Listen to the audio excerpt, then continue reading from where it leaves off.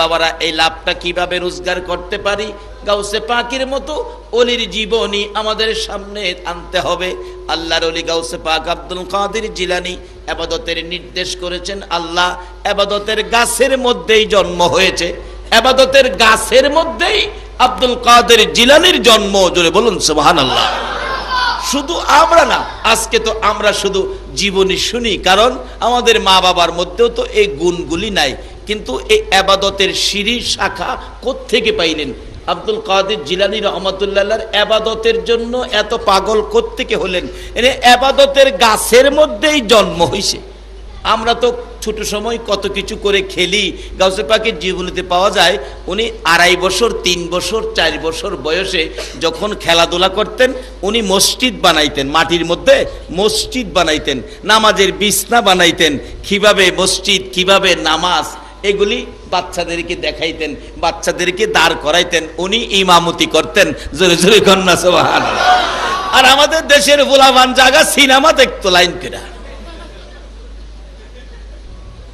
প্রশ্ন আসবে, আমরা কেন যাইগা, উনি কেন যাইতেন না? এটার জবাব আসবে মা বাবা। এটার জবাব আসবে কি বলুন, বলুন না। ঘুমে ধরছে আপনাদের? ঘুমে ধরলেও তো 2টা বাজবো ইনশাআল্লাহ। মা বাবা কেমন? মা বাবা, মা বাবার মধ্যে যে ছিল ইবাদত, আসলে মা বাবার মধ্যে যেটা থাকে এটা তাসির সন্তানের কাছে পড়ে। বাস্তব আব্দুল কাদের জিলানী রহমতুল্লাহর বাবা, যিনি আবু সালেহ জঙ্গি মুসা, আপনাদের মতো যুবক যখন ছিলেন, বিয়ে শাদী করেন নাই, উনি তখনও ইবাদত করতেন। আমরা তো রেডিমেড ইবাদত, বিয়ের আগে কিছুদিন টুপি টাপি লাগাইয়া ভালো দেখায়, যাতে এলাকার লোকজন বিয়ের প্রস্তাবে কেউ জিজ্ঞেস করলে মানুষে বলে না ছেলেটা খুব ভালো নামাজ পড়ে।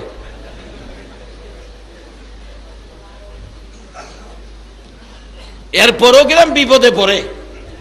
এক ছেলেরে জিগাইছে, জামাই দেখতে আইছে, তো জামাই দেখতে আইছে, মেয়ের পক্ষের লোক জিগাই, জামাই নামাজ পড়েন? হ্যাঁ নামাজ তো পড়ি। একজনকে খুব ভালো তো, বাড়ির কাছে মসজিদ, নামাজ না পড়লে কি হবে নাকি? জিগাই, বলুন তো ফজরের নামাজ কত রাকাত? মুসলমান, আমার গ্রামের ঘটনা বলছি। আমার সমপাঠী ছিল, প্রাইমারি স্কুলে একসাথে পড়ছি। হ্যাঁ কয়ে বইছে ফজরের নামাজ 8 রাকাত। এর দোষ নাই তো, কে জানি শিয়াইছে তোরে যাই জিগাই আজকা সব বাড়ায়া বাড়ায়া কইবি।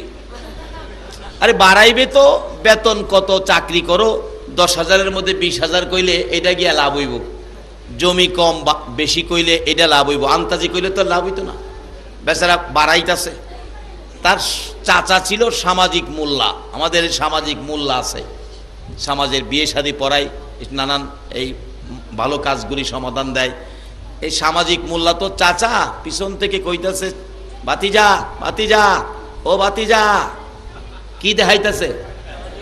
কয় রাকাত? ঘুমাই রয়েছেন আপনারা? বাতিজা, হ্যাঁ চাচা আপনি কথা কেন না? আরেকজন বলতেছে মেয়ের পক্ষের বাবা 8 রাকাত ফজরের নামাজ, এটা তো মানতে পারলাম না। হ্যাঁ আবার চাচারে কয়, চাচা আপনি কোন চাইর কইতাম শুনছেন, হেরা কি কয় 8ই বলে, হেরা মানে না, আপনার চাইর এটা মানবো? 8ই মানাই তারি না, আর আপনি কোন চাইর কইতাম? এই ফাঁকে একটা কাশি মারছে। কাশি মারার পর মেয়ে পক্ষের একজনের জিগায়, বাজান আপনার কি সর্দি? সর্দি? কয় না আমার জক্কা। ওই যে বাড়াইতে কইছে। আচ্ছা কোন তো যেই বারান বাড়াইছে, এই বারান কি লাভ হইব না লস হইব? আজ থেকে প্রায় 25 বছর আগের কথা কইতেছি। ওই সময় কি জক্কা রুগীর কাছে কেউ বিয়া দিব? আরে বাবা, বিয়া করবার লাগে হইলেও তো নামাজটা আমার শিখুন দরকার। কিন্তু গাউসে পাকের বাবা বিয়ার আগেই নামাজ পড়ে। আমরা তো সিজনালি নামাজ পড়ি, সামনে কোনো সুযোগ সুবিধা পাইবার লাগিয়া। কিন্তু গাউসে পাকের বাবা নামাজ পড়ে বিয়ের আগেই। একবার নামাজ পড়তে গিয়ে উজু করতে গেছে, নদীতে দেখে একটা ফল বাইসা যাইতেছে গা। দেখে কারি এত সুন্দর ফলটা বেসে যাবো গা, এটা তো নষ্ট হইব পানির থেকে, আমি ফেটে কি দাসে গরিব মানুষ খাইলাই না, আইনা খাইছে। খাইয়া উজু করতে গেছে, বিবেক বাধা দিছে, কাঠটা খাইতেছস? আরে কারটা খায়া উজু করতেছস, কার ফল খাইছস, কইয়া খাইছস, অন্যজনের ফল খাইছস। কিতাবে আছে একটা নলা খাবার যদি কারো পেটে হারামের থাকে 40 দিন পর্যন্ত নামাজ পড়লে একটা সেজদাও কবুল হবে না। এক নলা খাবার হারামের থাকলে 40 দিন পর্যন্ত একটা ডাকও আমার আল্লাহ শুনে না। কই পরিষ্কার হয়ে এলো, পরে ডাহিস। দেখছেন না পোলাপান অপরাধ করলে বাবারে ডাক দিলে বাবা কি কর, তুই আমারে বাপ ডাহিস না, তুই আমারে বাপ ডাহিস না। বাবা বিরক্ত হয়ে গেছে এর ব্যবহার আচার আচরণে। একটা বাপ পর্যন্ত ছেলে ডাক দিলে কই আমারে বাপ ডাহিস না। হারাম খায়া ডাকলে আল্লাহ কই আমারে ডাহিস না, তোর মুখটা হারাম করে ফেলেছস। এই মুখটাকে আমারে ডাকবে পবিত্র রাখার জন্য তোর মার পেটে আমি সিস্টেম করেছিলাম, মার নাপাক রক্ত খাওয়াইয়া তোরে পালছি বান্দা, কিন্তু মুখে খাওয়াই নাই, মুখটা পবিত্র রেখেছি। দুনিয়াতে আইসা তুই আমারে আল্লাহ বলে ডাকবি, আমার নবীর দুরূদ পড়বি, আর এই মুখটা দিয়ে কোরআন শরীফ পড়বি। আর তুই আমি পবিত্র রাখলাম মার পেটে মুখটা, মার নাভির সাথে 5 ফিট করে তোরে রক্ত খাওয়াইছি, মুখে খাওয়াই নাই, যেহেতু তো রক্ত হারাম। আর এই হারাম দুনিয়াতে খাইয়া আমারে ডাহস, আমারে ডাহিস না। ডাকলেও কোনো লাভ হবে না। গাউসে পাকের বাবা আবু সালে জঙ্গি মুচা কোন গাছ থেকে গাউসে পাক জন্ম হয়েছে? আল্লাহু আকবার বলো। ফল খাইয়া নিজেকে নিজে বাধা সৃষ্টি হয়ে গেলেন। উজু করে নামাজ পড়লে কি হবে? 40 দিন পর্যন্ত পড়লেও ডাক শুনবে না। দুনিয়াতে তো শুনবেই না, আখেরাতেও আমাকে এই ফলওয়ালা যদি দাবি করে আমার ফল খাইছে, এটার জব না দিয়ে হাসরের ময়দানে একটা কদম সামনে যাইতে পারবি না। তাহলে নামাজ পড়ে আগে যার হক খাইছস সেটা মাফ লয়ে আলো। হাঁটতে হাঁটতে জিলার নদীর কিনার দিয়া, নদী কোত্থেকে এসে যাইতেছে, যায় দেখে নদীর পারে বহু দূরে একটা বাগান, ফলের বাগান। এই তো পাইছি, নিশ্চয়ই এই বাগান থেকেই ফলটা গেছে। যেহেতু নদীর পারে, এক বেচারা বসা দেখে বেচারার কাছে অনুরোধ করতেছে, বাবা আমারে মাফ করে দেন, মাফ করে দেন। এই কিরে বাবা কি কি হয়েছে কি? আমি জিলান থেকে আইছি, আমারে মাফ করে দেন। কেন কেন? এই বাগানের একটা ফল মনে হয় সম্ভাব্য, এই বাগানের শিউর না, এরপরও মাফ চায়। আর আমরা শিউর এবারের কাডল গাছের, নতুন গাছের কাডলটা খাইছি চুরি কইরা, এরপরও মাফ চাইছে কেউ? আরো একটা খায়া যা, আর একটা দেখা যা, কবে নিতারবো? বাবা কি হবে অলির জীবনী শুনে যদি দেহটাকে পরিবর্তন না করতে পারেন? আল্লাহ আমাদেরকে আজকের মাহফিলের উসিলায় পরিবর্তন হওয়ার তৌফিক দান করুক। সকলে বলো আমিন। একটা অলির বাবা হবেন, এটা আশ্চর্যের কিছু নয়। অলির দরজা এখনো বন্ধ হয় নাই, একটা অলি হতে পারেন, অলির বাবা হতে পারেন। মাগো তুমিও একটা অলির মা হতে পারো। কিভাবে হইবা? আইতাছি সামনে, একবারে সহজ পথ। কিন্তু শর্ত হলো প্রথমত মানতে হবে ইল্লা লিয়াবুদুন, আল্লাহর ইবাদত, যে কাজের জন্য আল্লাহ আমাদের বানাইছে এইটা ছাড়া অলি হওয়া যায় না। যাইতে যাইতে যাইতে যাইতে মাপ চাইয়া বইয়ে রয়েছে, কইবে আসে আর কইবে না, কত ফল বাগানের সামনে ফাইরা খায় জাগারে মাপ চায় না, আর তুই ফানিতে খাই আইছস মাপ নিতে। বাবা আসলে এটার মালিক তো আমি না, এটার দারোয়ান আমি। মাপ নিলে বাগানের ভিতরে যাই দিব, ভিতরে বাগানের মালিকের বাড়ি, নাম হইল, মালিকের নাম দরবেশ আব্দুল্লাহ ইবনে সুয়াইমি, তার কাছে যাই দিব। কোন কি তা আগে কইলেন না মাপ চাই বই রয়েছি? বেটা তোর কার্যকলাপ দেখতেছি, বাগানের ফল ফাইরা খাইয়া মাপ চায় না, আর তুই ফানিতে খাইয়া মাপ চাইতেইছস, তুই যে কেমন মানুষ রে বেটা, তোরে দেখবার লেগে আমার মন চাইতেছে। আচ্ছা বাবা যাও, ভিতরে যাও, মাপ লই আও। ডাকতেছে দরবেশ আব্দুল্লাহ ইবনে সুয়াইমি বাড়িতে আছেন? আছি তো। আইয়েন একটু বাইরে আইছে, আইসি পরেই ভাবে ধরছে, হুজুর আমারে মাফ করে দেন। আর কি ব্যাপার বাবা? আমি আপনার বাগানের ফল খাইছি। কই আপনারা তো কোনোদিন দেখি নাই, কোত্থেকে ফল খাইছেন? আমি জিলান থেকে খাইছি। আর জিলানতে এখানে ফল খাইছেন কেমনে? নদীদা বাইসা গেছে, আমি খাইছি, আমারে মাফ করে দেন। দরবেশ আব্দুল্লাহ ইবনে সুয়াইমি কয়, এই যুবক তো আমার বয়সে পাইছি না। ও আচ্ছা, এটা কি খারাপ যুবক না ভালো যুবক? এই যুবক তরুণ, এই চরিত্র নিয়ে তোমরা বড় হও, এই চরিত্র নিয়ে সমাজে বেরিয়ে যাও, তাহলে এই সমাজে শান্তি আসবে, এই সমাজে রহমত আসবে, এই সমাজে বরকত আসবে। এই সোনার বাংলার জমিনের নিচে আমার আল্লাহ সোনার খনি দিয়ে দিবে। তোমরা যদি সেই আদর্শে যদি সোনার মানুষ হতে পারো,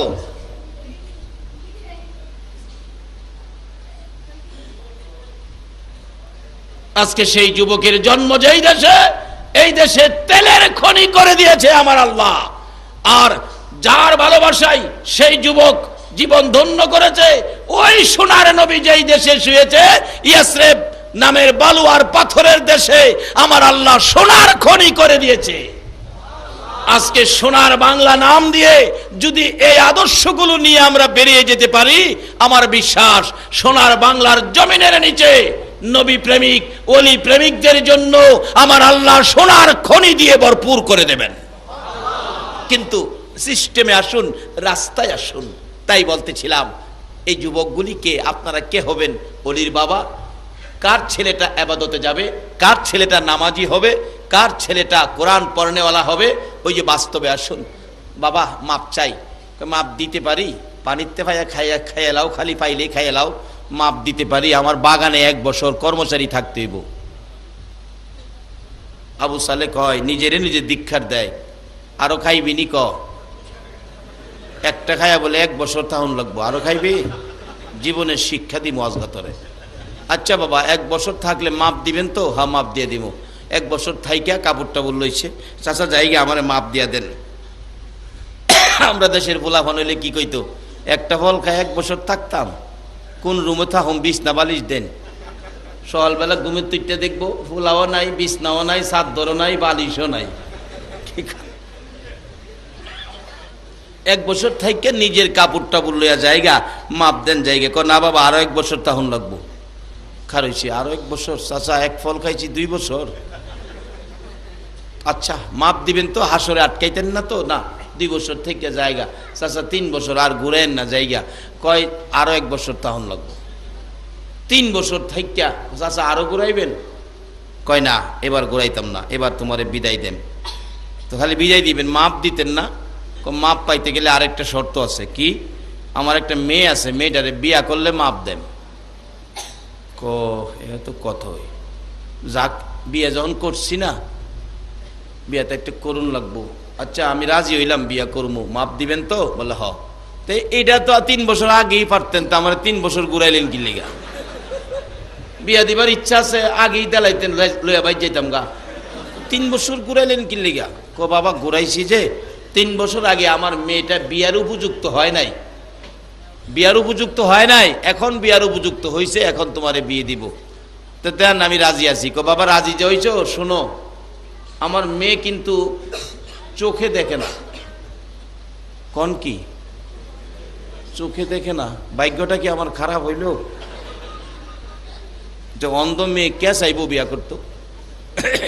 ওখানে বিয়ে করব, কারণ টাকা পয়সা বাড়াইয়া দিলে লই যাবো বাড়ির, যা করছে কথা। আচ্ছা দেন, বিয়ে দেন। শুনেন আরো সমস্যা আছে। কি? কথা বলতে পারে না। High high. 3 নাম্বার, কানে শুনে না, ডাকলেও শুনতো না। 4 নাম্বার, হাঁটতে পারে না। 5 নাম্বার, চেহারার রং সুবিধা না। হিসাব করে, চোখ দেখে না, কানে শুনে না, কথা কইতে না, হাঁটতে পারে না, রং সুবিধা না। এটা কোনটা নিতাম? তো আমি কোনটা নিতাম? ও আবু সালে আরো খাইবিনি?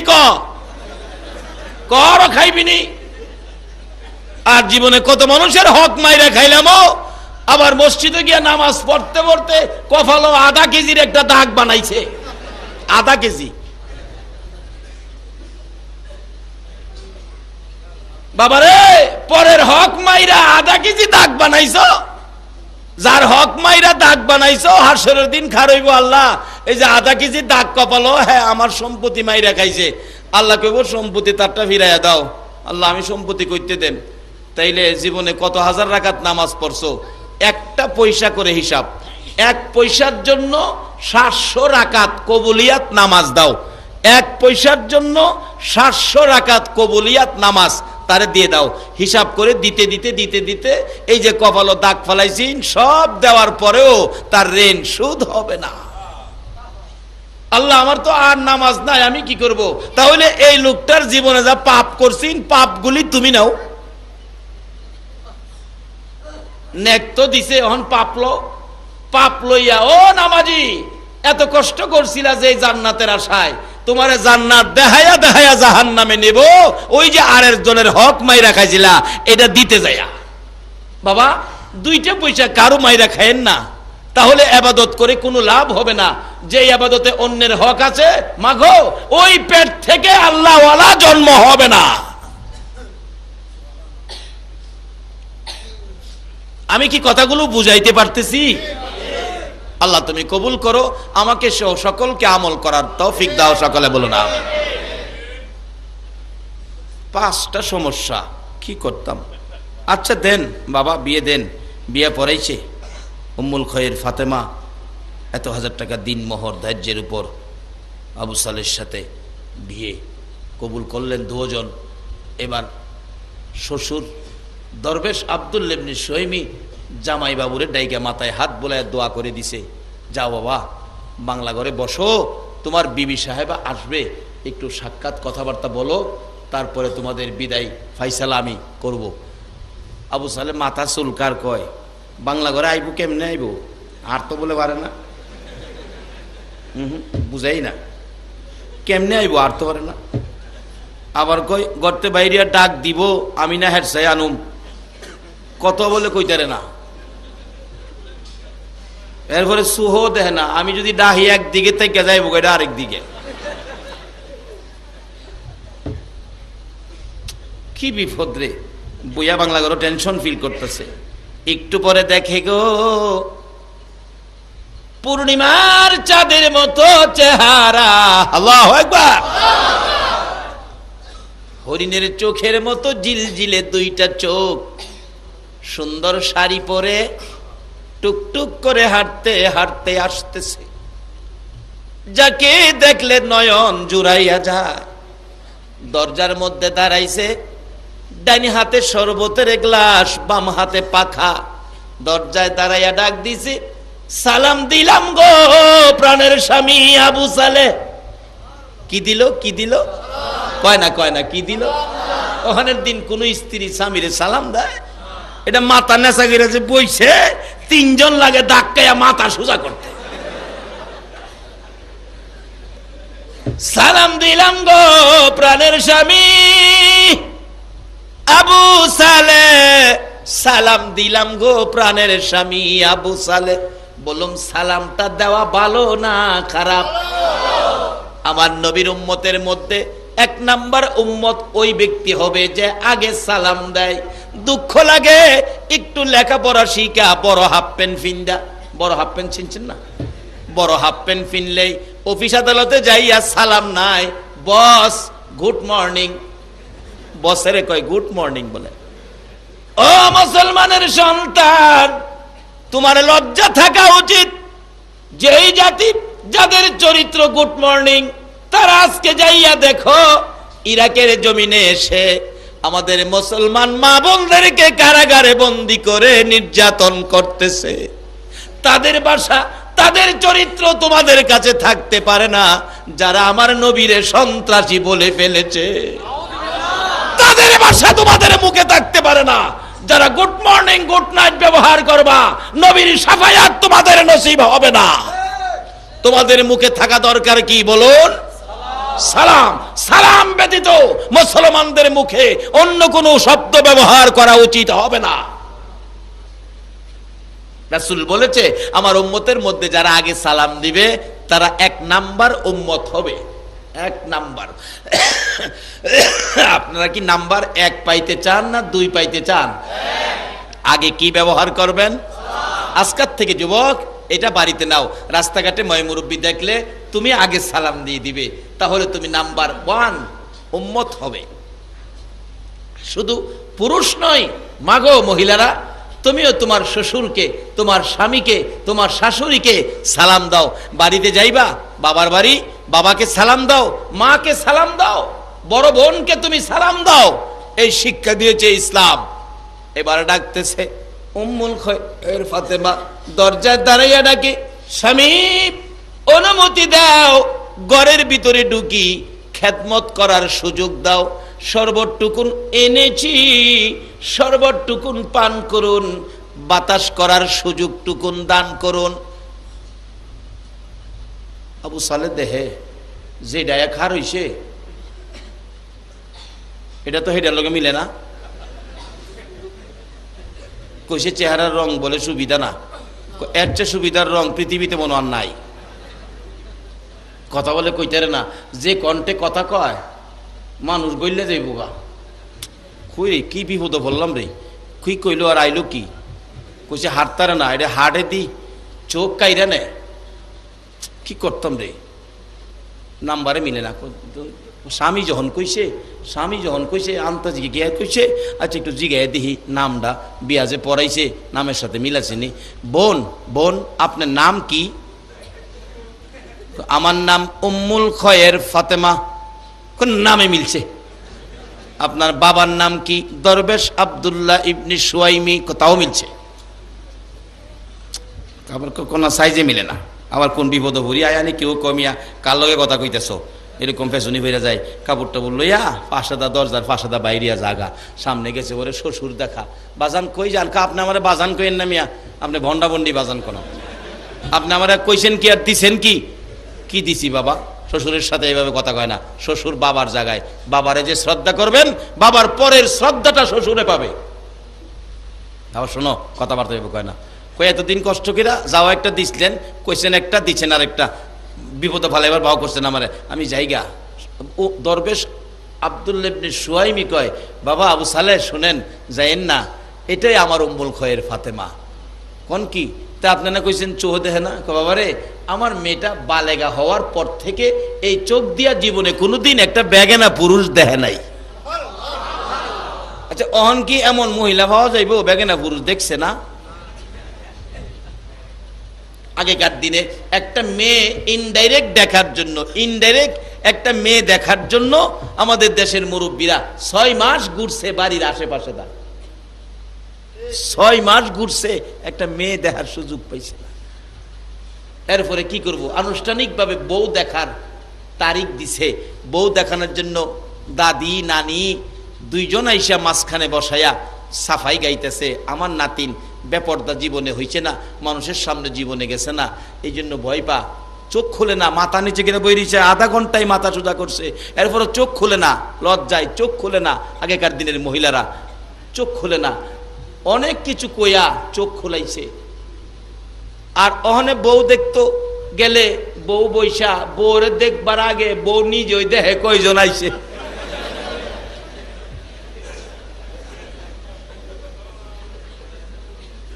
এক বেচারা গৃহস্থী করে, তো জমি যে করে আর কি, আমাদের এলাকায় গৃহস্থ কয়, আপনাদের এলাকায় কি কয়?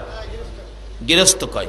এই গৃহস্থ বেচারা বউ দেখতে গেছে, ছেলের বউ বিয়ে করাইবো, যে বউরে জিগায় মাগো 10 জন কামলা খেতে আইলে কয়শের চাউলের ভাত পাক করতে হবে? 10 জন কামলা খেতে আইলে কয়শের চাউলের ভাত পাক করতে হবে? বউ জিগায় বাবাজি কামলা কি আমাদের দেশের না মমিন সিংহা? জিগা কামলা কোন দেশের? কারণ এক এক দেশের এক এক রকম।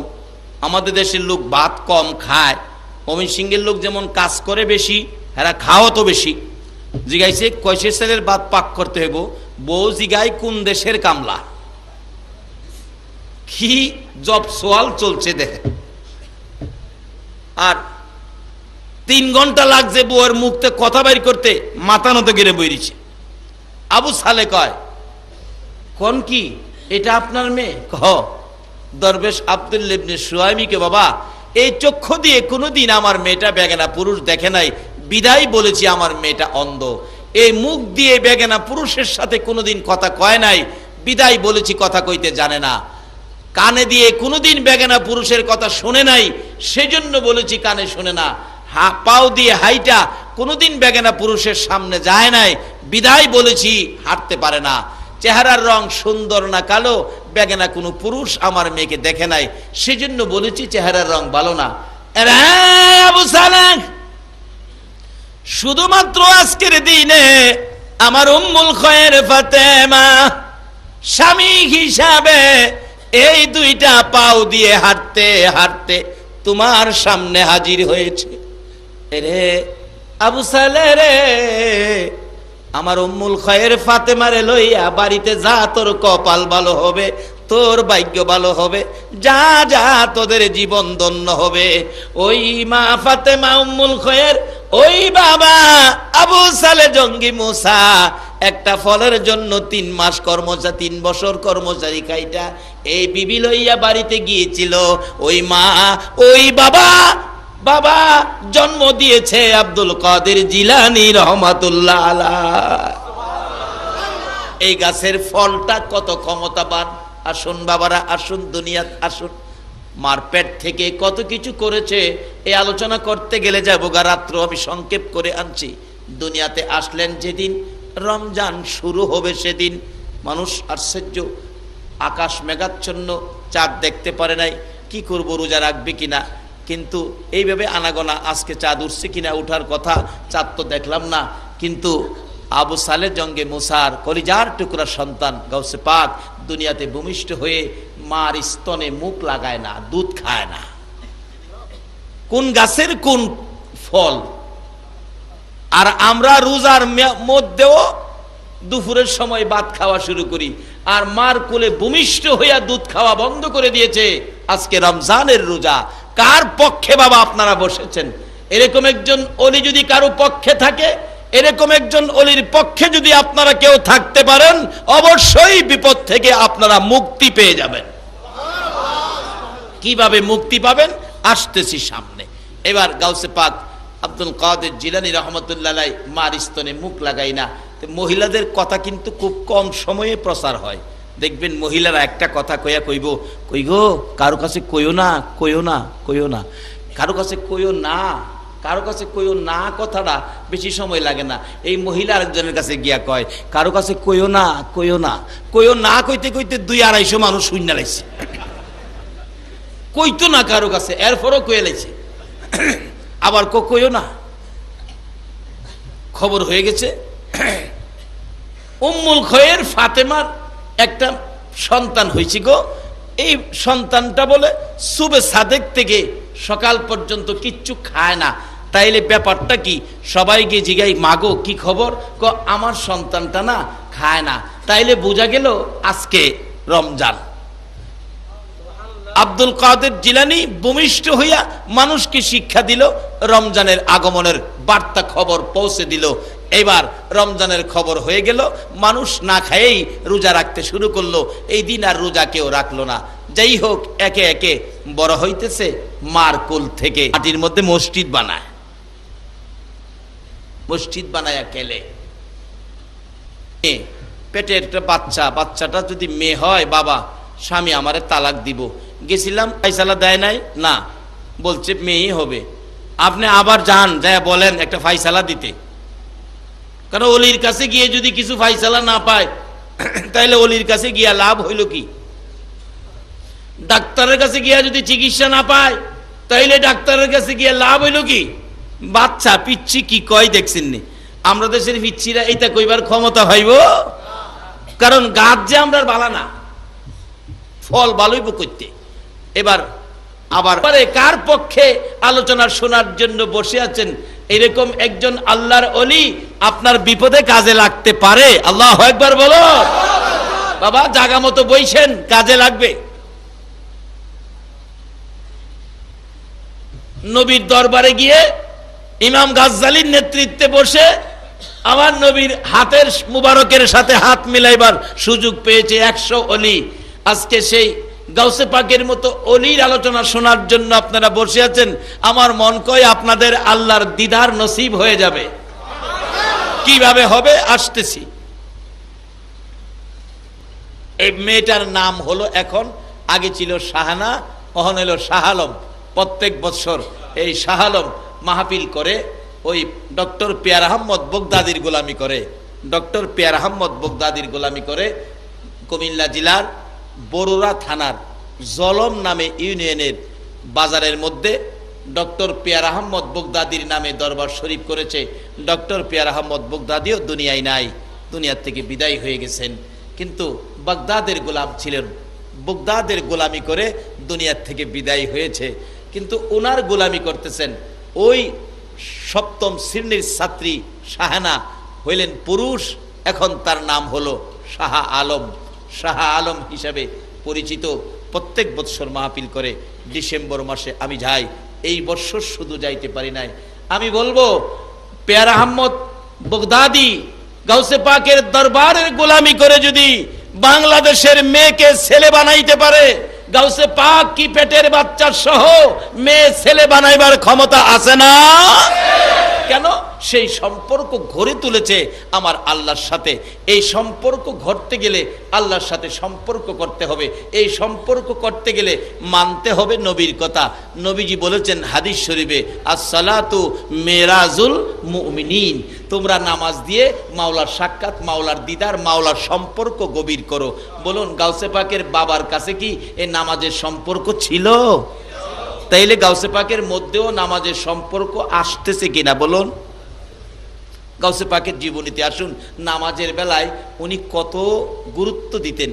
শুধু 5 ওয়াক্তের নামাজ নয়, 5 ওয়াক্তের নামাজের পরে তাহাজ্জুদের নামাজও গাউসে পাকের জীবনীতে আমলের মধ্যে ছিল। আমরা তো তাহাজ্জুদ দূরের কথা, 5 ওয়াক্তই তো ক্লিয়ার না। আমার ভৈরবে এক ব্যক্তির জায়গায়, বাবা নামাজ পড়ো? কই জি নামাজ তো পড়ি। কয়েক তো পড়ো? কোজন নামাজ যত অক্ত অত অক্ত পড়ি। নামাজ কত অক্ত? 4 অক্ত। নামাজ বলে 4 অক্ত। আপনাদের চট্টগ্রাম নামাজ কয় অক্ত? মাশাআল্লাহ, সজাগ আছেন দেখা যায়। নামাজ কয় অক্ত? এই কয় 4 অক্ত। জিগাইলাম 4 অক্ত কেমনে? এই হিসাব করে জুহর, আসর, মাগরিব, এশা। জুহর, আসর, মাগরিব, এশা। আরেকটা অক্ত আর নাই বলে। আর নাই? কোনটা রয়েছে কোন তো? আসলটা ওই রয়েছে, যেটা দিয়া নামাজ শুরু হইছে সেইটাই রয়েছে। হ্যাঁ বারবার হিসাব করে জুহর, আসর, মাগরিব, এশা। আমি গেলাম যে বাবা ফজর, কজুর ফজর নাই। আরে কও কি ফজর নাই? কজুর করে কই জানেন, আমি ফজরের সময় ঘুমোতে উঠতারি না, এলাকা এটা বাদ। হ্যাঁ ঘুমোতে উঠতারে না দেখে বলে ফজর বাদ। আচ্ছা আসলে কি আমি ঘুমোতে না উঠতারলে কি ফজর বাদ হইব? বরঞ্চ আমি বাদ হইলাম নামাজ থেকে, ফজর বাদ হইছে না। 5 ওয়াক্ত নামাজ পড়েও তাহাজ্জুদ পড়তেন। একদিন গাউসে পাক তাহাজ্জুদ পড়তেছে, এমন টাইমে খান বাহাদুর ইবলিস আল্লাহর আরশ কুরসি সাজায়া আল্লাহর বেশ ধরছে। হ্যাঁ আল্লাহ হইছে, আয়া গাউসে পাকের সামনে হাজির হয়েছে। আব্দুল কাদের, কি ভদ্র নম্র দেখেন না। আব্দুল কাদের ইবাদতের মধ্যে গাউসে পাক, তোমার ইবাদতে আমি আল্লাহ। কি নম্র ভদ্র ভাষা। তোমার ইবাদতে আমি আল্লাহ, ঠিক থাকতে পারলাম না, আরশ কুরসি লইয়া তোমার সামনে এসে গেছি। গাউসে পাক কোরআনে হাফেজও ছিলেন। কি কোরআনে? কোরআনের ভিতরে ডুব দিছে যে কোথাও কোরআনে এই বিধান আছে কিনা বান্দা ইবাদত করলে আল্লাহ আরশ লইয়া আই পড়ে। দেখে কোরআনের ভিতরে কোথাও এই নির্দেশ নাই। আল্লাহ এভাবে আসে না।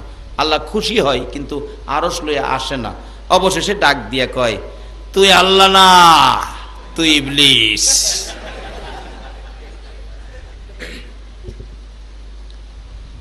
কিন্তু গাউসে পাকের এই ক্ষমতা আছে দেখে না ধরছে কি কর। আর আমরার মতো একজন মানুষের কাছে যদি আয়া কইতো এই সাজ সরঞ্জাম লইয়া আমি আল্লাহ পড়ছি, তাইলে গিয়া ফাওয়া হয়ে গেলাম, গেলে না আল্লাহ গো। বলুন শয়তানের ফাওয়া বললে ঈমান থাকবো? কিন্তু একজন আল্লাহর ওলির সাথে সম্পর্ক রাখেন, এরকম বিপদ আপনারও হইতে পারে। এই বিপদে ঈমান বাঁচাইতে গেলে একটা আল্লাহর ওলিই পারে, এছাড়া কেউ পারবে না। বাস্তব। ইমাম ফকিরউদ্দিন রাজি নজিমউদ্দিন কুবরার জীবনী। ইমাম ফকিরউদ্দিন রাজি নজিমউদ্দিন কুবরা। ইমাম ফকিরউদ্দিন রাজি বিরাট বড় আলেম ছিলেন, উচ্চ স্তরের জ্ঞানী ছিলেন। আমি একজন ছিলেন আর কি, আমি একজন, বুঝলেন না? বড় আলেম হইলেই তো একটা আমিত্ব আইসা যায় অনেকেরই আর কি। নাইতে শয়তান সমস্ত ফেরেশতাদের শিক্ষক ছিলেন, আজকে সে লানতের তক্ত জাহান্নামের সার্টিফিকেট লয়ে ঘুরতেছে। কেন? আমি এত বড়, বাবা আমি বড় হইও না। আল্লামা শেখ সাদি বলেছেন, মিঠা দাও আপনি হস্তি কো अगर कुछ मर्तबा चाहते हो कि दाने खाक में मिलकर गुले गुलजार होता हो। তুমি যদি তোমাকে দামি করতে চাও, তোমার আমিত্বটাকে বিলীন করে দাও। আমি কিছুই জানি না, আমি কিছুই না, আমার মধ্যে কিছুই নাই।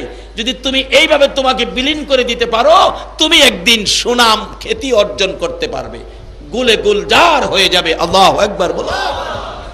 যেই হোক, ওদিকে আমার আলোচনা না, আমার আলোচনার দিক যাচ্ছে।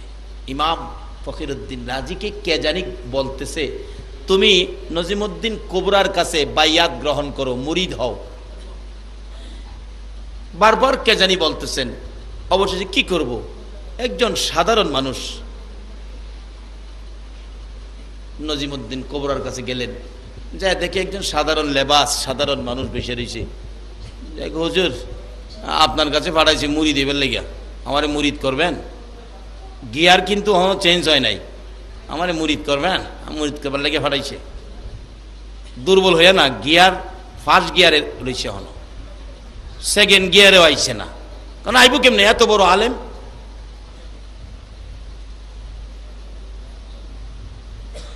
উনি অন্তরের চোখে দেখে যে না, এখনো গিয়ার চেঞ্জ হয় নাই, বলতেছে, বাবারে তোমাকে বাইন্দা রাখার মতো রশি আমার কাছে নাই, তোমাকে মুরিদ করার মতো শক্তি আমার ওখানে হইছে না, না মুরিদ করতে হইব। তাইলে একটা কাজ করো, কি আমার জন্য একটা সদাই নিয়ে আসো, যদি সদাইটা আনতারো তাইলে তোমারে মুরিদ করব। সদাইটা কি? ইতিহাস লেখে, তাদের জীবনী লেখে, সদাইটার নাম ছিল নাচিজ। নাচিজ কোনো সিজই না, নাচিজ। কইটার লেগে থাকবো লয়ামু। তো মৌলবী তো বিরাট বড় মৌলবী, দোকানদারের কাছে গিয়া কো, ভাই সাহেব নাচিজ বিক্রি করেন? নাচিজ। দোকানদার কয়, এদিকে মাথাটা এদিকে নেন, ফ্রিজের পানি দিয়ে দেই। কেন? এই মৌলবী, নাচিজ কোন সিজ আছে? কই আমার হিসাব কি কইলতে। আরেক দোকানে গেছে, ওষুধের দোকানে, ভাই সাহেব নাচিজ বিক্রি করেন আপনারা? ওষুধের দোকানদাররা কয়, এটা মাথার দোষ, এটা ইঞ্জেকশন দিয়ে দেয়। আর এই কি ব্যাপার, মাথার দোষ কন? হ্যাঁ, আমার হিসাব কইছে। যান, নাচিজ কোনো চিজ আছে? সারাদিন ঘুরছে, নাচিজ কোনো চিজ পাইছে না। অবশেষে নাচিজ না পাইয়া সারাদিন ঘুইরা বিরক্ত হইয়া রাত্রে ঘুমাইছে। সকালবেলা বাথরুম করতে গেছে, এটা আগেকার দিনের বাথরুম, খালি খালি বাথরুম, মাসা বাইন্দা বাথরুম করে, নিচে ময়লা দেখা যায়, দেখে ময়লার মধ্যে সরু সরু ফুকাগুলি লড়তেছে। এই ফুকা দেখে কয়, আরে আমি নাচিজের লেগে দোকানে ঘুরি, নাচিজ তো এইটা পায়খানার ফুকা। কচু পাতার মধ্যে দুইটা ফুকা উড়াইয়া প্যাকেট করে দৌড় দিছে, বিশ্বাবের কাছে নিব, নাচিজ পাইছি। একটু পরে যাওয়ার পরে রাস্তার মধ্যে ফুকায় ডাহে, আল্লাহ আমার জবানটা খুইলা দিবেন। কিনলে গিয়া দরকার আছে, যা খুইলা দিলাম। ফুকায় কথা কয়, হুজুর আমারে কই নিতেছেন? ফিরের কাছে। কিনলে গিয়া ফিরে নাচিজ চাইছে। তা আমারে নেন কে রেখো, তুই তো নাচিস, তুই পায়খানার ফুকা, এর চেয়ে আর কি আছে নাচিজের? আফসুস, আমি তো লাল মিয়ার দোকানের আপেল ছিলাম, মানুষ শ্রেষ্ঠ মাখলুক, আমাকে খাওয়ার পরে আমি পায়খানা হইয়া ময়লা হইলাম, এই জন্য কি আমি নাচিজ হয়ে গেলাম? আমি তো আপেল ছিলাম। আরেকটাই কয়, আমি তো সবুজ মিয়ার দোকানের ফার্মের মুরুখ ছিলাম, 130 টাকা কেজি কিনে আনছো, আইনা খাইছো, সৃষ্টির শ্রেষ্ঠ মাখলুক, এই জন্য আমি নাচিজ হয়ে গেলাম। আল্লাহ এই বিচারটা তোমার কোর্টে দিলাম, আমি তার বিরুদ্ধে বিচার চাই। আমারে নাচিজ কইল কি লেগা? এই পোকার মুখে কথা শুনে ওনার হাত থেকে পোকাগুলো জমিনে পড়ে গেল। একটা দৌড় মারছে। পিসাব হুজুর দেখতাছেনি সব ঘটনা? কয় না, কয় না।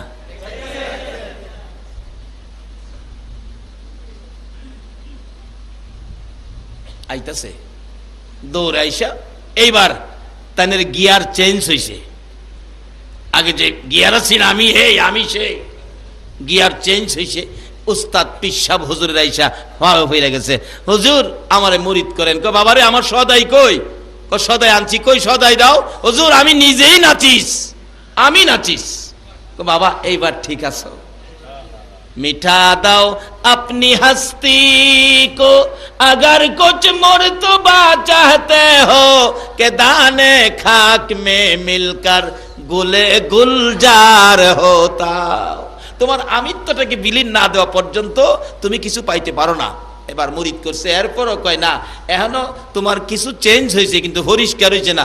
পরিষ্কার করার জন্য বলছে বাবা তুমি 12 বছর জংলায় থাকতে হবে, 12 বছর জংলায় থেকে আসলে তারপরে তোমাকে মুরিদ করা হবে। 12 বছর জংলায় থাকতেছে, জংলায় থাকে, আলেম মানুষ তো বসে থাকবো কত, এই পাতালতার মধ্যে কিতাবগুলি খালি লেখে, কিতাব লেখে। এ তার চাইতে বড় আরেকজন হুজুরের সুরত ধরে খান বাহাদুর ইবলিস আয়া জিগা ইমাম ফকিরউদ্দিন রাজি, কি করো? হুজুর এখানে কিতাবাদি লেখি, কি করব, অবসর থাকি। কিসের কিতাব? লেখি আল্লাহর কোরআন কিতাব, এগুলি লেখি। আল্লাহ বলতে কি কোনো জিনিস আছে? বড় হুজুর, বড় হুজুরটা চিনছেন তো, ইবলিস। এই হুজুরের শাখা গেলা মহনও আছে, সাবধান থাকেন। আল্লাহ বলতে তো কিছু নাই। কোন কি? এই যে কিতাব দলিল, এই যে কিতাব দলিল আল্লাহ আছে। এক কিতাবের দলিল দিলে হেলা 2 কিতাবের দলিল কাটতে দেয়, আল্লাহ নাই। এইভাবে একটা দেয়, হেলা 2টা দা কাটে, কাটতে কাটতে 101টা দলিল দিছে। ইবলিস 101টা দলিল কেটে দিছে। কারণ যত বড় আলেমই হন, ইবলিসের তো বড় আলেম তো রইছেন না। ইবলিস ফেরেশতারে ফরাইছে, কত বড় জ্ঞানী, কিন্তু 101টা দলিল কেটে দিছে। কিন্তু এখন এমন পর্যায়ে গেছে আল্লাহ নাই এই কথাটা উনি স্বীকার করবে ইবলিসের কাছে। আর হায়াত শেষ, আজরাইল আসতেছে, তার রুহু নিয়ে যাবে। এই ঘটনাটা দেখতেছে নজিমউদ্দিন কুবরা। আসরের নামাজের উজু করতে ছিল, বক্তবিন্দরা পানি দেয়, পানি শুধু হাতে ডালে, হাতে ডালে, উজু করে না। ওনার খেয়াল বৈশা রয়েছে এখানে, খেয়ালটা তো জংলায়। ডাকতেছে, পানি দিলে খালি ঢালে। মুরিদরা কই কি আশ্চর্য। অবশেষে এই 101টা দলিল কাইটা দিছে ইবলিস। উনি স্বীকার করবে আল্লাহ বলতে কিছু নাই। এই টাইমেই লুডার ফানি, লুডার সহ লইয়া ইডা মাইরা ধমক মারছে। আরে কমবখের নাদান, ইডা মারছে। কসনাত দলিল ফলিল নাই, বিনা দলিলে আল্লাহ এক, বিনা দলিলে কি গণ, কি গণ আমরার জন্য কি? বিনা দলিলে আল্লাহ। এই পানির সিডা লুডার ইডা হিসাবের কণ্ঠ কানে গিয়া লাগছে, পানির সিডা লুডার ইডাও লাগছে। তখন উনি চমকা উঠলেন, কে আমাকে ডাক দিলেন? ইমান হারা হয়ে যাইতো। এত বড় আলেম ইবলিসের মতো হয়ে দুনিয়ার থেকে বিদায় হওয়ার মুহূর্তে ওই আল্লাহর ওলি পীর সাহেব কিবলা এই বিপদ মুহূর্তে পানির ইডা, পানির সিডা, লুডার ইডা আর কণ্ঠের ডাক পৌঁছাইয়া তখন ওই ব্যক্তি চিৎকার মেরে ডাক মারলেন, বাবা, বাবা গো, কে আপনি আমাকে সংকেত দিলেন? তাহলে তুমি তো হুজুর না, তুমি তো ইবলিস। এই আমার উস্তাদ সাহেব আমাকে সংকেত দিয়েছে, দলিল ফলিল নাই, বিনা দলিলে আল্লাহ এক। একথাই রাইট, বিনা দলিলে আল্লাহ এক স্বীকার করে নিলাম, কোনো দলিল ফলিল দরকার নাই। এই মুহূর্তে আজরাইল এসে তার রুহু নিয়ে গেলেন, ইমান নিয়ে কবরে গেলেন, একমাত্র আল্লাহর ওলির নেক নজর থাকার কারণে। বাবারা, ওই রকম একজন ওলি পক্ষে থাকলে আমাদের লাভ হবে না লস হবে? গাউসে পাকের মতো একজন ওলি যদি আমাদের পক্ষে থাকে তাহলে আমাদের লাভ হবে না লস হবে? তাই বলতেছিলাম, গাউসে পাক নামাজ পড়তেন কিনা বলুন? নবীর শিক্ষায় নবীজি কোনো কিছু প্রশ্নের সম্মুখীন হলে 2 রাকাত নামাজ পড়তেন, ঠিক হুবহুব নবীর আদর্শ, নবীর শিক্ষা গাউসে পাকের আছে। একদিন তাহাজ্জুদের নামাজও পড়তেন। গভীর রাত্রে গর্তে বাইরেছে উজু করব নামাজ পড়বার লেগা। আচ্ছা, উজু সারা কি নামাজ হইব? উজু তো করতে হবে। উজু করতে বাইরেছে, তাহাজ্জুদের নামাজ পড়ব। এই ফাঁকে তা ঘরের ভিতরে সুট ঢুকছে, দরজা খোলা তো, সুট ঢুকছে ভিতরে। সুট ঢুকে ঘুরতেছে, কি নিব কি না। গাউসে পাক ডাকতেছে, দিনে আইসো, রাইতে আইসো চুরি করতে আমার ঘর? দিনেই তো মানুষ কিছু পায় না। সুরা বেড়া ভাবতেছে, মনে হয় খামখেয়ালি করতেছে, হ্যাঁ ঘুরতেছে চুরি করতো। উনি উজু টুজু কইরা ঘরের ভিতরে ঢুকছে, দরজা টরজা লাগাইছে, সুরাবেলা একটা চাড়ি না পেঁচায়া খাড়ে দিছে চাড়ির ভিতরে, কারণ দরতাল্লা তো সাইজ কিনে লাইব। সুর ধরলে কি আপনারা সাইজ করেন না? না এমনি চুমায়া চাইরা দেন? নামাজে দাঁড়াইব গাউসে পাক, এমন টাইমে হযরত খিজির আলাইহিস সালাম যাচ্ছে, এ ওলিকুল শিরোমণি, এই মুহূর্তে শহরের একজন কুতুব ইন্তেকাল করেছে, একটা কুতুবের ব্যবস্থা এক্ষণ করে দেন, না হয় শহর অ্যাক্সিডেন্ট হবে। শহরগুলিতে আগুন লাগে, মারামারি লাগে, খুন খারাপি হয়। যখন শহর কুতুবের মধ্যে শর্ট পড়ে, 40 জন কুতুব লাগে একটা শহর চলতে, যে কোনো এলাকায় অ্যাক্সিডেন্ট বিপদ মনে করবেন এই এলাকার কুতুবের ইন্তেকাল, এই জন্য এখানে বিপদ হইতেছে। যতক্ষণ পর্যন্ত এই কুতুব এখানে নিযুক্ত না হবে ততক্ষণ পর্যন্ত আপনারা ভাববেন না চট্টগ্রাম শহর শুধু কমিশনার দিয়ে চলে, শুধু মেয়র দিয়ে চলে। আল্লাহর পক্ষ থেকে, রাসূলের পক্ষ থেকে কুতুবগণের, অলিগণের মেয়র এবং কমিশনারের বাজেট করা আছে, তাদের উসিলাতে চলছে, আমাদের উসিলাতে নয়। আবার আসুন সেই দরজাগুলি আবার আমরা খুলি, সেই দরজার সাথে আমরা সম্পর্ক রাখি। এবার গাউসে পাক বলতেছে, এত রাত্রে আইছেন কুতুবের লেগিয়া, কই যাবো? না এখন দিতে হবে। এত রাত্রে আইছেন, এখন কোত্থেকে দিমু? আচ্ছা একটু অপেক্ষায় থাকেন, দেখি। ডাকতেছে, এই শাড়ির ভিতরে তুই কে? বাইরিয়া। আচ্ছা সুরে না দেখলেও গাউসে পাক দেহেনি, আয় বাইরে আয়।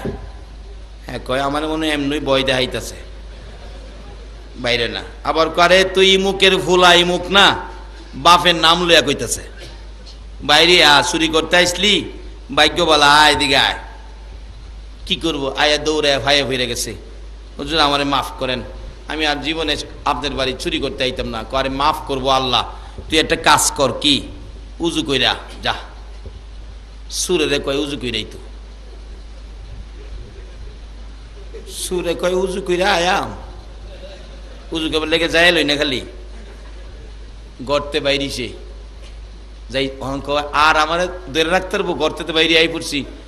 দিছে দৌড়, দৌড় দিছে, খালি মাঠ যাইবো গা, গিয়া টিনের বেড়াত ফট লাগে, ভাম গেরা এইদিকে দৌড় দিচ্ছে টিনের বেড়া।